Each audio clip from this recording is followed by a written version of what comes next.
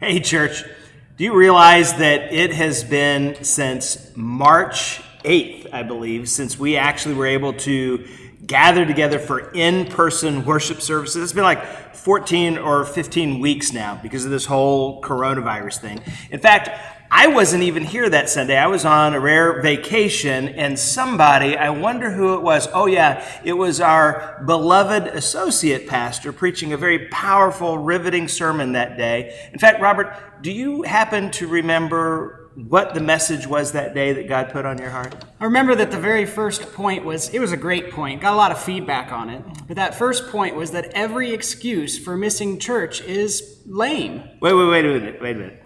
You're saying that we don't have any real reason for missing church or gathering together in person? Well, that's what I said during my sermon. And then quickly following that, we shut down the entire country, apparently. Well played. What I've learned is this. While we have excuses that are legitimate, I think we can all agree that this quarantine has been quite lame. Personally, I've just been saying it's all his fault. The whole coronavirus, we can just say it's Pastor Robert's fault.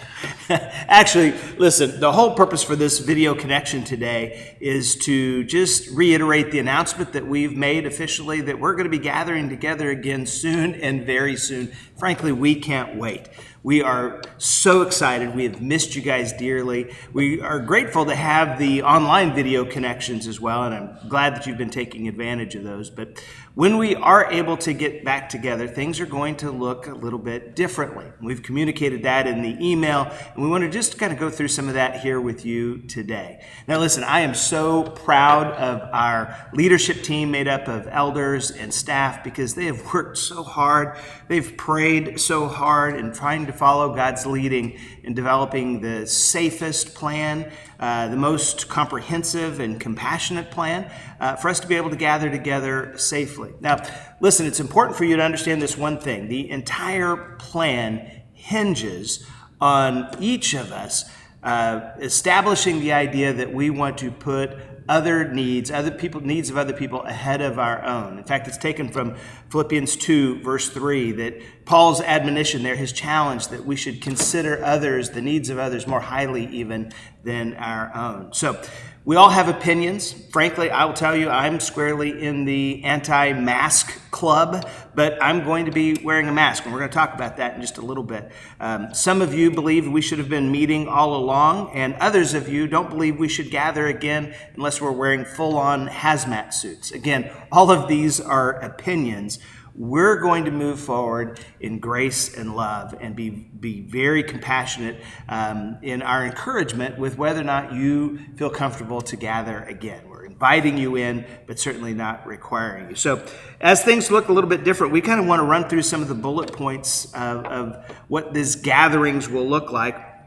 One of the things that you need to know, the biggest change right off the bat is our service times are going to be adjusted. Now, all of these protocols that we're putting into place are an abundance of caution in compliance with the CDC guidelines and the governor's Ad Astra plan, as well as our local health department recommendations. But we've decided to alter the service times. For example, we're going to be launching a new Saturday night service, and then we're only going to have one Sunday morning service. We're spreading those service times out to allow additional time for cleaning and sanitizing between the two services. So there will not be an early Sunday morning service. We're moving that back to Saturday night, and we'll hope you'll take advantage of that. Saturday nights, 7 o'clock, beginning on June 27th. That's the last weekend of this month.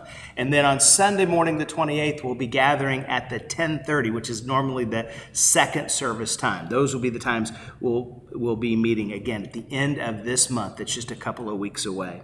And I mentioned that I made a comment about masks. We are going to highly recommend that you do wear a mask when you come into the building. Again, we're taking the needs of other people into consideration.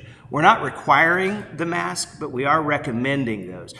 A lot of the research shows that if we're going to have corporate singing, we really need to be wearing masks. I plan to wear a mask until I step up on the stage to preach.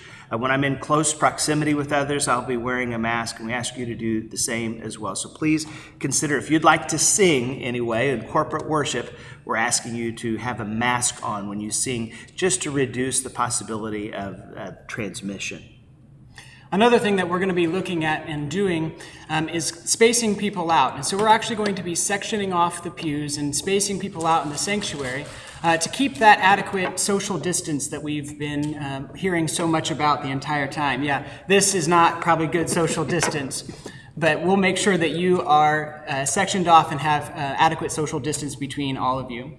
We're also going to keep the sanctuary doors open. So for those of you that like to gather out in the foyer and talk, we're going to ask that you come into the sanctuary and hear the worship service and be a part of the worship service. But we're going to keep it open so that ventilation can happen and we can have more proper ventilation. And probably the worst news that I could possibly ever deliver, we're not going to have a coffee area for temporary, the time being. It will come back, but for right now, we're not going to have the coffee area due to everything that you would touch in the coffee area. We're also going to limit hand-to-hand transactions. We're also going to be printing the bulletins still, but we're going to leave them on like a music stand or a podium for you to pick up on your way into the sanctuary. One of the things I was most passionate about, and we are as a church, is remembering the Lord's sacrifice through communion. It's an honor to do that each and every week. And there was some discussion about whether or not we would be able to do that during this whole reopening or this whole new transition. And I wasn't really excited about not doing it, and prayed about different ways that we could possibly partake in the Lord's Supper, but do that in a safe way. And one of our elders, actually Lanny Maddox, came up with a plan that he'd seen elsewhere. We're going to be serving communion in individual packets, not the ones that you would buy, but we're actually going to take 2 communion cups. One will have an individual piece of bread, and then on top of that, inserted in top of that, would be the juice, the grape juice, the other cup. And so in the trays that will be served to you, you will just be touching your individual communion element. You'll be taking 2 cups out simultaneously, separating them together, taking the bread first, followed by the juice, and then you'll just dispose of your cups there in the pew holder that we have, the holes there for the cups, and they'll be picked up and cleaned or thrown away after each of the services. But that's kind of an ingenious way for us to do that. We'll have servers, our ushers will be wearing masks and gloves, and we'll be serving each of those communion elements, getting in between the pews because they're blocked off. There'll be room for them to serve you individually. Also, we're not going to be passing an offering plate. That may be part of the new normal. You hear that all the time, just because we're trying to limit the contact points. And frankly, for the last 15 weeks, we haven't been passing an offering plate, and God has provided graciously. You've been so generous, and I want to thank you for your continued faithful giving. But from now on, we're going to be putting a box, or maybe just plates to start with, but we're going to have a locked, secure box in the back of the room. If you would like to give in person, you're welcome to just give on your way in or on your way out. Many of you have been mailing your gift in faithfully or using any one of our electronic platforms, and we're going to certainly encourage you to do that as well. But again, the whole idea is to limit the points of contact or the number of things that you would touch, so we will no longer be passing an offering plate.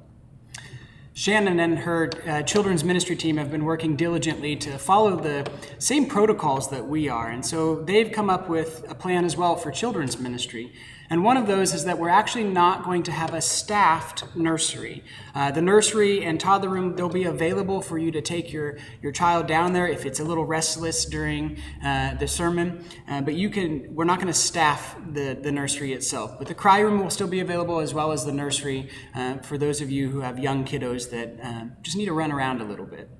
Another thing that the children's ministry are going to be doing is on Sunday mornings only. So Sunday at the 10:30 service, we will have a children's ministry program going on downstairs. That's not the Saturday night service. That's only the Sunday morning service. So for those of you maybe without kids, we would highly encourage you to come to the Saturday night service and leave the space on Sunday morning for those with young children, so that they can come and their children can participate and learn about God and grow in their faith, while the adults get to participate and learn about God and grow in their faith as well. You know, one of the hallmarks of our church, a long-standing tradition, is how we close each of our services by being united. We come together in the center aisle, we reach out, we grab a hold of the hands of the person to our left and our right, and we close in prayer as one united body of believers. And I love that. And many of you do as well. In fact, during this whole coronavirus, many of you came and during the shutdown, and you outlined your body out in the parking lot holding hands because you missed that so much. But sadly, we're not going to be doing that, obviously, because of the safety protocols for a while longer. So we're going to be dismissing our services without holding hands in prayer. We're still going to pray, but we're not going to be holding hands. And all of you introverts at home are shouting amen right now because you're really going to enjoy that, obviously. And finally, we're going to be cleaning absolutely everything. In fact, we need help with that. If you'd like to volunteer to be helpful in that manner, we could sure use your help. We're going to be wiping down the pews and any of the common areas that we would be touching, our restroom facilities. We're going to be sanitizing between each of the services, and we just want you to know that we're going above and beyond to make that happen, and we're certainly going above and beyond to make that happen before our very first Sunday together and Saturday together at the end of the month. Now, listen, perhaps one of the greatest questions, or the question I'm getting most frequently, are from those of you who are considered at risk or may have underlying health concerns, and you're really conflicted because you desperately want to be back in church, but your doctor is recommending that you don't come back. Listen, we do not want you to feel any pressure in any way. If you're the least bit uncomfortable, please don't come. We're going to be continuing the online video feeds for a while longer. I don't know if that'll be something that will be permanent or not, but certainly throughout the transition, we'll be continuing that. So for those of you who want to follow along at home, you'll be able to do so in the comfort of your home. But let me also say that if you're wanting to come and you or your child is sick, even in the least bit, has a cough or an elevated temperature, please do not come to worship on those days. Simply because, again, we're thinking of others, we're esteeming others, we're putting others' needs more highly above our own, and we invite you to stay home just to help keep this the safest place possible for us to worship the Lord. Again, let's be full of grace. Let's be considerate of others regardless of our own personal opinion. Let's find a way to edify and lift up the name of Christ as we worship together again. So from Pastor Robert and myself, we'll see you soon. We've missed you dearly. We look forward to seeing you